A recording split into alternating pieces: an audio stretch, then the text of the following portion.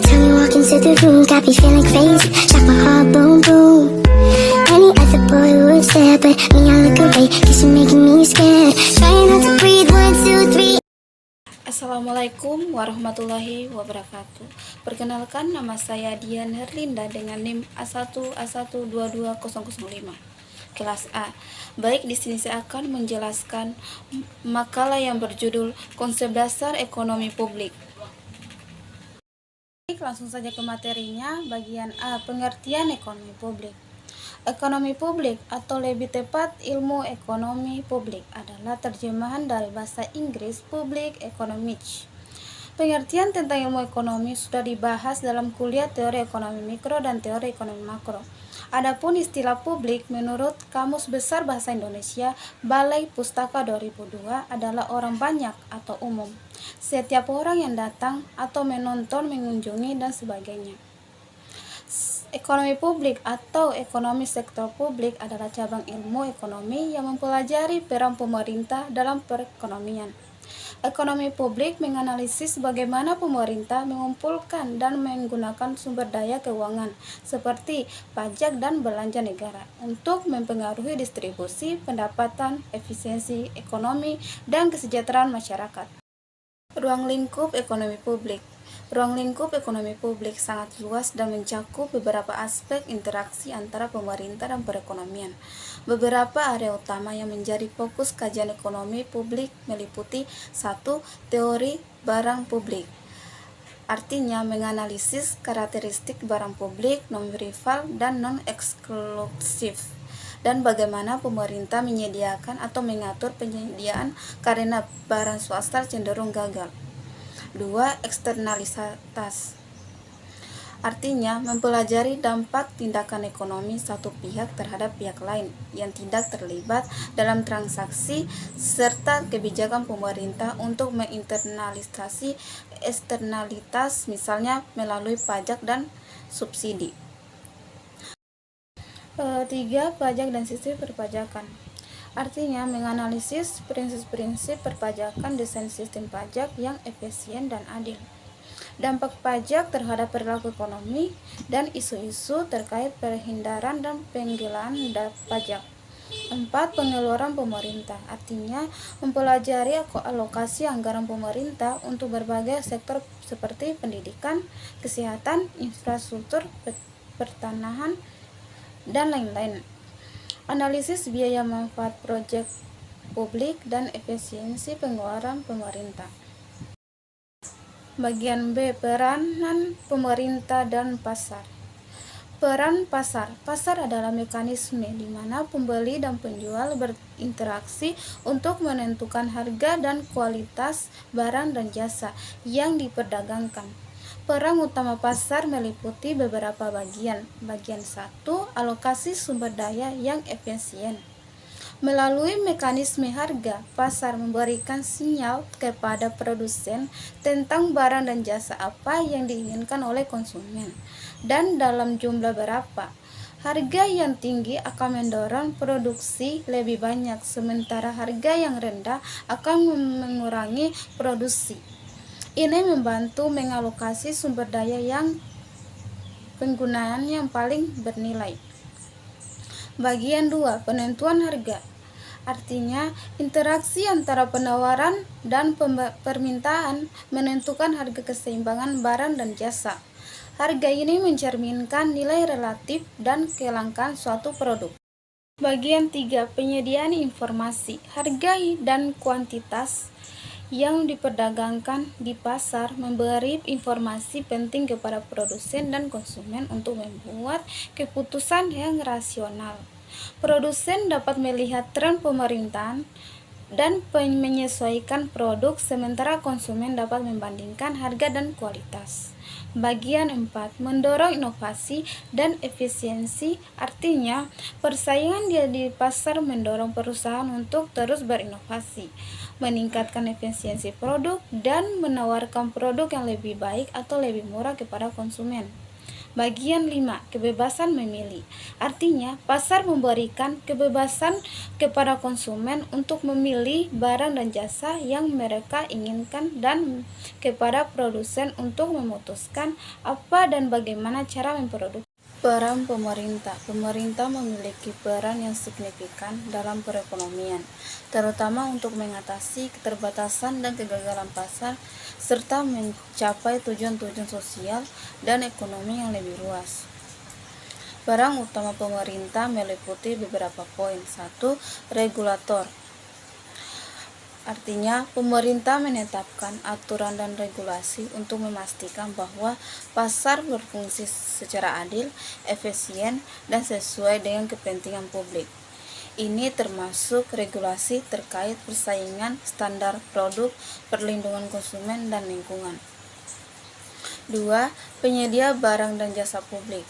Artinya, pasar seringkali gagal menyediakan barang yang publik, seperti pertahanan nasional, jalan umum, dan penerangan jalan, karena sifatnya yang non-rival. Pemerintah mengambil tanggung jawab untuk menyediakan barang dan jasa ini melalui anggaran negara. 3. Redistribusi pendapatan. Artinya, pemerintah menggunakan kebijakan pajak dan transfer seperti subsidi dan program kesejahteraan untuk mengurangi ketidaksetaraan pendapatan dan memberikan jaminan sosial kepada warga negara. Stabilitas ekonomi. Artinya, pemerintah menggunakan kebijakan fiskal dan kebijakan moneter untuk menjaga stabilitas ekonomi makro, termasuk mengendalikan inflasi, mengurangi pengangguran, dan mendorong pertumbuhan ekonomi yang berkelanjutan. 5. Penanganan kegagalan informasi. Artinya, pemerintah dapat berperan dalam mengurangi masalah informasi asimetris melalui regulasi yang mewajibkan pengungkapan informasi atau melalui penyediaan informasi publik. 6. Pelaku ekonomi. Artinya, pemerintah juga bertindak sebagai pelaku ekonomi melalui badan usaha milik negara atau BUMN yang memproduksi barang dan jasa tertentu untuk kepentingan publik atau untuk sektor-sektor strategis. Pemerintah juga merupakan konsumen besar barang dan jasa. Bagian C, kegagalan pasar dan kegagalan pemerintah. Kegagalan pasar. Kegagalan pasar terjadi ketika alokasi sumber daya oleh pasar bebas tidak efisien atau tidak menghasilkan hasil yang optimal dari sudut pandang masyarakat secara keseluruhan. Dengan kata lain, pasar gagal menyediakan barang dan jasa dalam jumlah yang tepat, pada harga yang tepat, atau kepada orang yang tepat. Beberapa jenis utama kegagalan pasar meliputi: 1. Barang publik. Barang yang memiliki sifat non-rival oleh satu orang tidak mengurangi ketersediaan bagi orang lain, dan non-eksklusif, sulit atau tidak mungkin untuk mencegah orang yang tidak membayar untuk mengkonsumsinya. Contohnya adalah pertahanan nasional, jalan umum, dan penerangan jalan. Pasar swasta cenderung kurang berminat atau tidak mampu menyediakan barang publik karena masalah free rider. 2. Eksternalitas. Biaya atau manfaat yang timbul dari produksi atau konsumsi suatu barang atau jasa yang tidak tercermin dalam harga pasar. 3. Informasi asimetris adalah kondisi di mana satu pihak dalam transaksi memiliki informasi yang lebih banyak atau lebih baik daripada pihak lain. Hal ini menyebabkan pemilihan yang merugikan karena kurangnya informasi sebelum transaksi, dan moral perubahan perilaku setelah transaksi karena kurangnya pengawasan. Contohnya seperti pasar asuransi atau pasar barang bekas. 4. Kekuatan pasar. Situasi yang dimana satu atau beberapa perusahaan memiliki kemampuan untuk mempengaruhi harga pasar secara signifikan. 5. Barang sumber daya bersama. Sumber daya yang bersifat rival, penggunaan oleh satu orang mengurangi ketersediaan bagi orang lain, tetapi non-eksklusif, sulit untuk mencegah akses. Contohnya adalah perikanan di laut bebas atau padang pengembala umum. Tanpa regulasi yang tepat, sumber daya ini dapat dieksploitasi secara berlebih. Kegagalan pemerintah terjadi ketika intervensi pemerintah dalam ekonomi tidak menghasilkan perbaikan yang diinginkan dan justru memperburuk alokasi sumber daya atau menimbulkan biaya yang lebih besar daripada manfaatnya. Beberapa penyebab kegagalan pemerintah meliputi: 1. Informasi yang terbatas. Pemerintah seringkali menghadapi keterbatasan informasi yang akurat dan lengkap mengenai preferensi masyarakat, biaya produksi, dan dampak dari kebijakan yang diambil. 2. Pengaruh kelompok kepentingan. Kebijakan pemerintah dapat dipengaruhi oleh kelompok-kelompok kecil yang memiliki kepentingan khusus dan mampu melobi atau memberikan tekanan kepada pembuat kebijakan. Hal ini dapat menghasilkan kebijakan yang menguntungkan kelompok tertentu tetapi merugikan masyarakat luas. Masalah keagenan. Dalam birokrasi, para pegawai pemerintah atau agen mungkin memiliki tujuan yang berbeda dengan tujuan para pembuat kebijakan atau masyarakat. Hal ini dapat menyebabkan inefisiensi, korupsi, atau implementasi kebijakan yang tidak efektif. 4. Kebijakan yang distortif. Intervensi pemerintah seperti subsidi, tarif, atau kuota dapat distortif insentif pasar dan menghasilkan alokasi sumber daya yang tidak efisien. Misalnya, subsidi yang tidak tepat sasaran dan dapat mendorong produksi yang berlebihan. 5. Dampak yang tidak diinginkan. Kebijakan pemerintah yang dirancang untuk mengatasi suatu masalah terkadang menghasilkan konsekuensi yang tidak terduga dan merugikan. 6. Korupsi. Penyalahgunaan kekuasaan publik untuk keuntungan pribadi dapat didistorsi kebijakan atau alokasi sumber daya serta mengurangi kepercayaan terhadap masyarakat pemerintah.